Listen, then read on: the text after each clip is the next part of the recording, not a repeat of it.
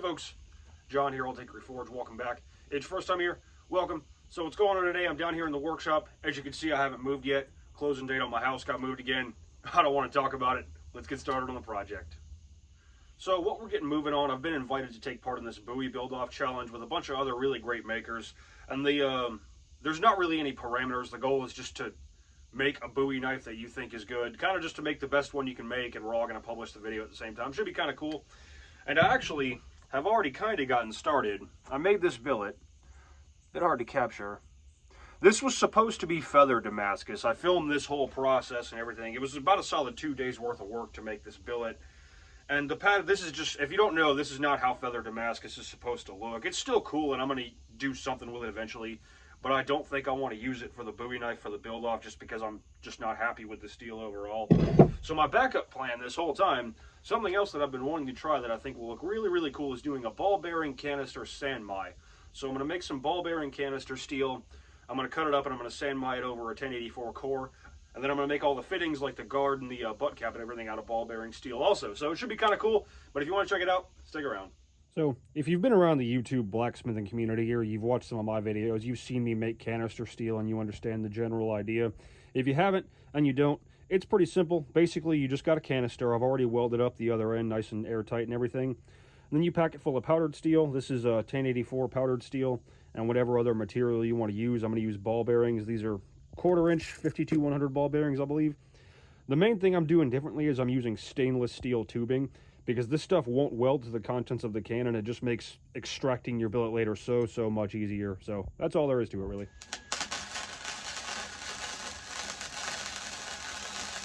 Alrighty, we got both ends of this guy welded up real good. It's ready to go in the fire. Biggest thing with canister is not to rush the soak. If you pull it out too soon, you'll get incomplete welding on the inside. So once this guy looks like it's reached welding heat, I'm going to turn it, let it sit for a few minutes, so on and so forth, and do that on all 4 sides before I go in for the first forge weld.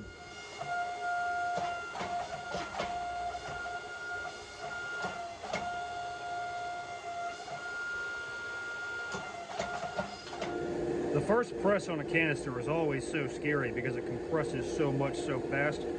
But it felt solid, it looks good. Looks like we got some solid matter going in there. So we'll take a couple of more good hot heats just to hopefully fix any gaps that might be in there, if there are any, and we'll be good to go. This is after one more heat, and that canister is just begging to come off of there. So I'm going to stop here, score it with a grinder, and go through and peel the can. Should come off pretty easy. Had I not accidentally upset it a little too much, it folded the can right there, so it's grabbing a hold of the billet. I'd honestly just be able to knock this thing out of here right now. So, you know, stainless tubing for the win.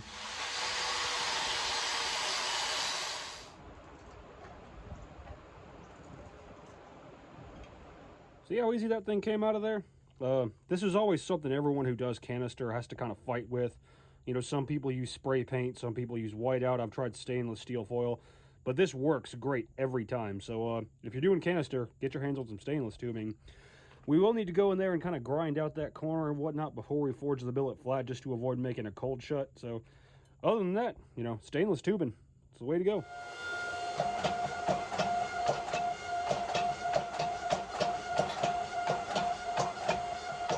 Alrighty, we got that guy forged out. I left it about 1/2 inch thicker so that when I go in for the next forge weld, I've got a lot of mass to work with and everything. So we'll let it cool, cut off the ends, clean it up, cut it in half, throw some core steel in there, and weld that baby up. Alrighty, we got everything cleaned up, tacked up. As you can see, I've doubled up the 1084 on my core just to give me a little bit more mass to make the blade. You know, once I started processing down that canister billet, there was a little bit less there than I thought there would be, so this will just give us the best chance of success. I really should get my hands on some bigger stainless steel tubing specifically for doing canisters, but this is what we got, so we're going to run with it.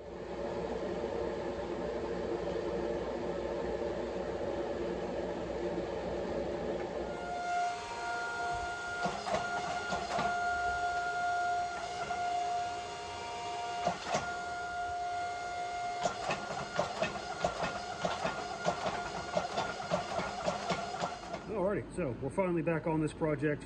I moved, by the way, you know, kind of in the middle of everything. But we're set up at the new shop, ready to keep going. So I got me another billet of ball bearing canister made. We're going to be using this for the guard and the butt plate and all that. So, you know, nothing to it really. We'll get that guy in the forge, heat it up, forge weld it up, and keep moving.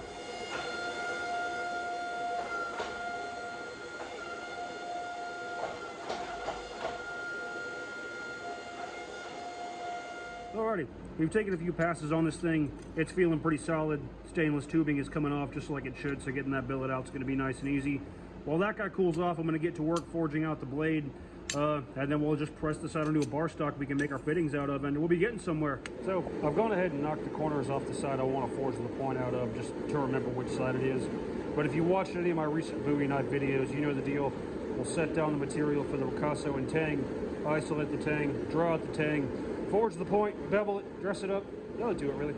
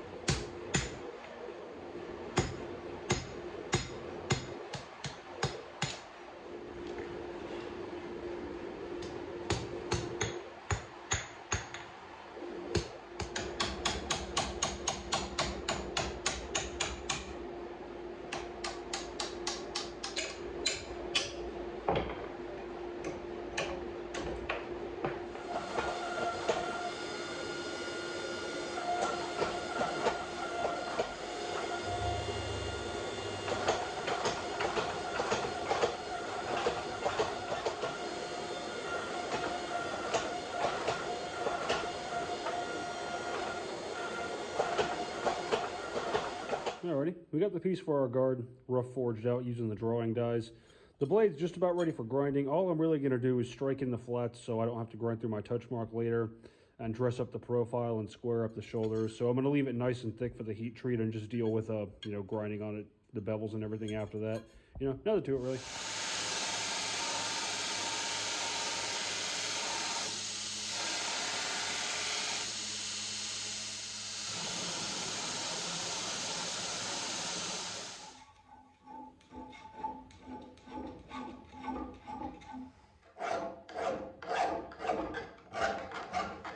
Alrighty, so we got our shoulders put in. I went in there with a round file in that corner.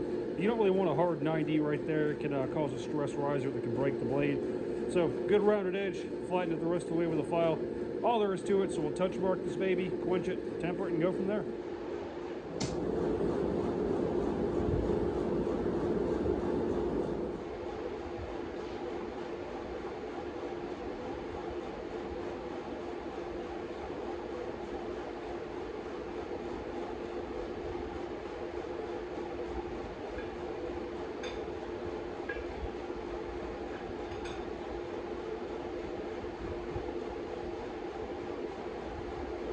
So what you saw there was we went in for the quench. I'm using Parks 50. The core is 1084. That's the correct quench oil to use for that. Then over here in my vise, I got a couple of long pieces of angle iron. I like to go from the quench to here and clamp it in there to hopefully keep the blade from warping as it cools or anything like that. Really should have had the vise open and ready to go, and I didn't, so that's kind of why I had to fool with it. But that's what's going on now. Alrighty, we're out of the temper. This thing was tempered once for 2 hours at 450 and then once again for an hour and a half at 450. And now our 60 file bites a tiny, tiny bit, and our 55 skates real good. So we're probably at a Rockwell of like 56, 58 or so. Interesting color scheme going on though. You can really start to see the ball bearings showing through. But next thing, we're going to finish grinding this blade, get it ready for hand sanding, and get to work on fitting the guard.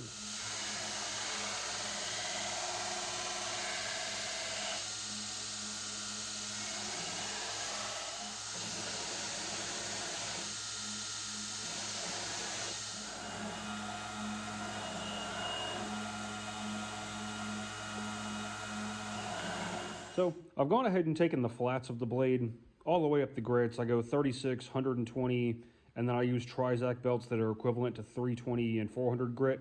So we're set up pretty good for hand sanding, but the reason I like to do the flats all the way first, I grind my blades freehand, and I find that the longer I stay on a certain plane, the better kind of my hands are at feeling it. So if I kept going back and forth between the bevels and flats, I'm a lot more likely to make a mistake and everything. So in a perfect world, if I can grind these bevels without damaging the flats, we'll be ready to go straight from there to hand sanding. Sometimes there's a little bit of correction to do, but you know, there's a method to the madness.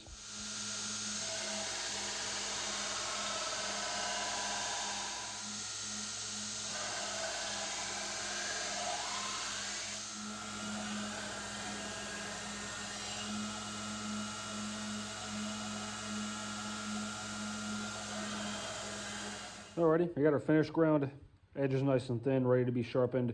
Whole blade's ready for hand sanding. Luckily, I didn't screw up and mess up the flats anywhere too badly. So shouldn't have many problems, but next step is to get to work on the guard. So, going ahead and ground it flat.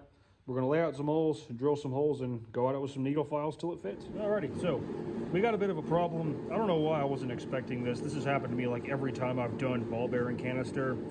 The 52-100 of those ball bearings in its air-cooled state is very hard, and annealing it is pretty difficult. So I'm just gonna hot punch this and then file to fit it from the tank from there. I got a brand new set of needle files, so hopefully we can make it happen and we don't distort the pattern too much.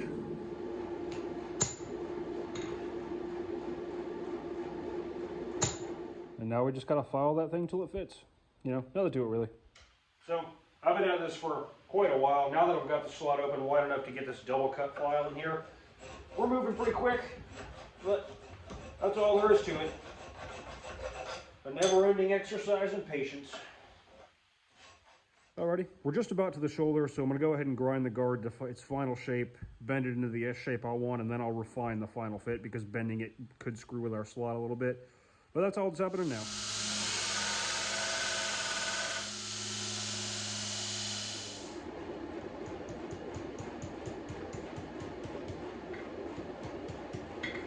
Alrighty, we got it bent, got the fit up, tweaked back up. All I got to do now is shape it out the rest of the way, take it up the grits, polish it out, and set it off to the side, and start hand sanding this blade. Alrighty, we got our guard polished out. Basically, I just took it to I took it up the grits and then took it to the fine Scotch-Brite belt. Got all the scratches out, got a nice satin finish. That'll look good after the acid bath. But now it's time to hand sand the blade.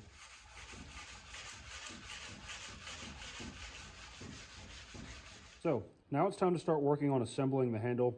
So what I got here, real nice block of stabilized desert ironwood. I want to do a bolt through tang with a butt plate made of ball bearing Damascus, same as the guard and same as the outer jacket of the blade and everything. So what we're going to do, we're going to cut the tang a little bit shorter. We're going to weld this here grade 8 bolt onto the end so it sits kind of down inside the tang. We'll make a coupler nut that's going to be welded onto here. I'll go in there with a needle file, make everything flat and crisp, and then we should be able to screw everything together just fine. You know, nothing to it really. After welding, I just went through and did a quick post heat, brought it to like a dull red or so. That'll help relieve some of the stress and take some of the brittleness out of that weld, but that's all there is to it. So now we can get started on our handle block.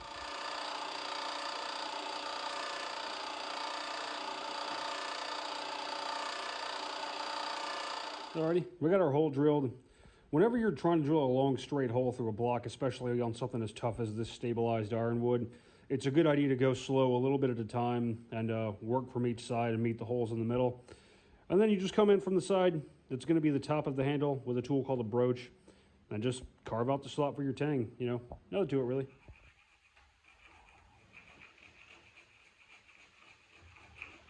So I had this thing just about done. There was about a 1/16 of an inch of gapping, so I just gave it a little tap on the end with a dead blow hammer. And here's what we got. So we get to do every blacksmith's favorite thing and start over. Plan B is this here 7,000-year-old piece of stabilized bog oak. I've been kind of wanting to use this piece of wood anyway, and and I think the black will look good with everything going on with the blade and everything. So I'm just going to repeat the same process I just did. Not going to bother showing it to you. You get the idea. So next step is to start shaping out the handle. We're going to be doing this with the handle block actually off of the knife, and every so often we'll just slide it on to check our fit and see how things are feeling or whatnot. Reason for that is if we try to shape it down while the guard is attached, you're very, very likely to damage this guard, and because after the threads are on the end of the tank, you can't get the guard off, and fixing any gouges you put in it will be a huge freaking nightmare. So that's what's happening now.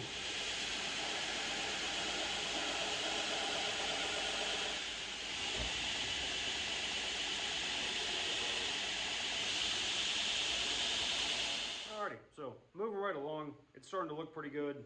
Feels pretty good in the hand. It's a little bit big, but it'll thin down a little bit with the hand sanding. So I don't know if you can see or not. I've gone ahead and drilled a 3/8 hole about an inch down to the end of the handle. I've got a piece of 3/8 mild steel here. We're going to drill and tap a 1/4 inch by 20 hole all the way through this to make a coupler nut. So it's going to sit in there and it's going to screw onto the threads on the end of the tang. And here I got that other piece of our ball bearing Damascus. It's going to be welded to there. That's what will make the butt plate, so we can just screw this whole baby together, shape it out to where it looks good. Now to it. Realistically, your chances of getting that hole dead center, doing it by eye and with a drill press are pretty narrow. So just do your best. Realistically, you got a little bit of wiggle room, so it's not the end of the world. But we got our hole drilled, so we'll thread this baby, weld it onto the butt plate, and keep moving.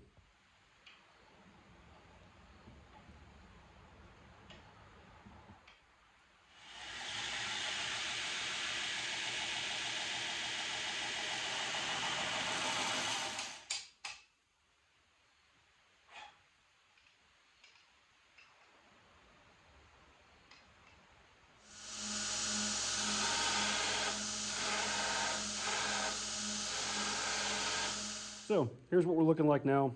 We got our butt cap ground down to match the handle.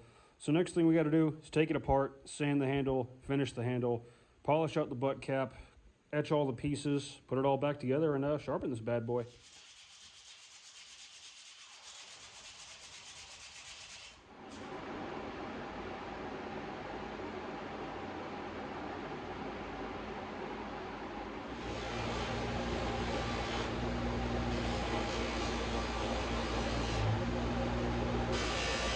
While I've been working on the handle, I've been cycling the blade, the guard, and the butt plate through their acid bath and everything. They're getting 2 10-minute cycles each, and they're being polished by hand with 2,000 grit in between each cycle, and hopefully we'll have a nice finish. So here's what we got out of the etch. Got our 1084 core exposed along the whole length of the cutting edge. Even if it wasn't, it really wouldn't make much of a difference with the canister being made of good blade steels as well. Pretty cool. I think I forgot to press record on the glue up, but basically all I did was fill this here handle block full of epoxy, drive it on there, screw the butt cap on, and that's it. That'll do it, really.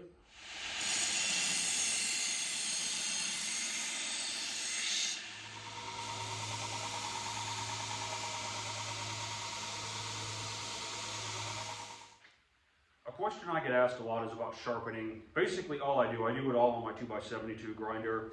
I cut the initial secondary bevel on with a 36 grit using the flat platen, and then I move to the slack of the belt and I go 120, 320, 600, and then a 1500 grit blue micron belt. And then what I got here is it's called a strop wheel. It's made of leather. You can find them on Amazon. Just type in strop wheel, you'll get a million results. But you can see we have this noticeable burr along the entirety of the edge. That's going to be removed, and that's what will give us a good edge. So, nothing to it really. So if you've ever stropped a blade by hand, you actually pull the knife towards you, so you're dragging with the cutting edge rather than against it like you would if you're sharpening on a stone. So just make sure the wheels of your buffer are turning away from you. And just remove that burr. And for anyone curious, the compound I use on the leather wheel is the same green polishing compound I use on my buffing wheel. So, there really ain't nothing to it. And if you've done everything right, you should have a good, sharp, clean cutting edge.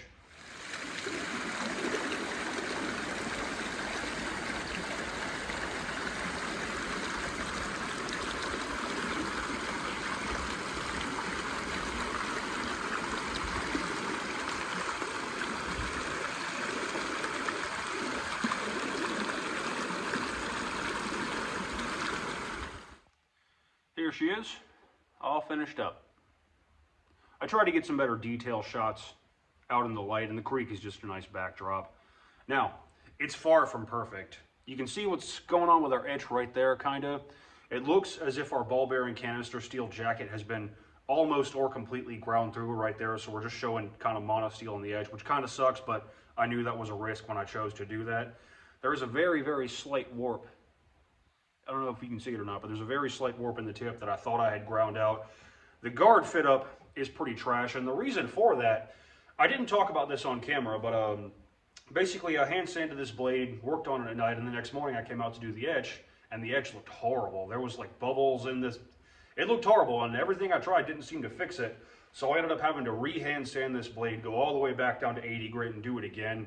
There must have just been like surface contaminants on the blade or something that had sat there too long, and I couldn't sand off with the 2000 grit as I was polishing it. So the blade had to be hand sanded completely again. So it was just a hair narrower than it originally was when I fit up the guard. So there is a tiny, tiny bit of space right there. But with this screw-on pommel construction, there's no way this guard's ever going to come loose unless this wood shrinks or something, which it's stabilized, so it shouldn't do. But I do really like the bog oak. It's a unique color. It's a very kind of deep brown. It's got a really interesting grain to it that's really hard to capture on camera. So the ironwood failing on me looks like it was a bit of a blessing in disguise, because I feel like with everything going on with the fittings and the blade and everything, having all that mess going on with the ironwood, it might have just looked too busy. So this is good. I like this. It's classy, but it doesn't draw the eye away from the blade. But anyway, overall length is 18.5 inches. Blade length is 12.25. Cutting edge length is 11.5 or so. So is it perfect? No. But is it pretty freaking cool? Yeah. Came out good and sharp. But anyway, that's my entry for the 2021 Bowie Knife YouTube Makers Challenge. If you like what you saw, like, share, subscribe, all that jazz. Always more cool stuff coming. Links down below to the social media if you want to follow me. Instagram is where I'm the most active, as well as Etsy if you want to purchase any of my work. And Patreon if you'd like to help support the channel. There'll be a pretty sweet giveaway coming for you dudes in December. But that's all I got for you. Like I said, like, share, subscribe, all that cool stuff. And y'all take care. But don't go anywhere just yet. People often think that just because I have a YouTube channel, I'm tech savvy. I'm not. I'm basically technology illiterate. I didn't even own a computer until about a month ago, and I'm still learning to do my editing on it. On one of my last videos, I think it was the Forge review video, I got quite a few complaints about the audio. And on the shop tour, I got a few more, and it is kind of echoey in here. People seem to think a microphone is going to solve that problem. I assume it will if you know more about video making than I do. Also, if you don't know, I film all this with my phone. So it's about time I got an actual camera and an actual microphone and all that jazz. So if you got suggestions for gear I can use to improve the quality of videos, go ahead and drop them down below. Of course, this move turned into a money pit pretty quickly, so I might not be able to afford it right away, but I just figured I'd ask you guys for some guidance on that.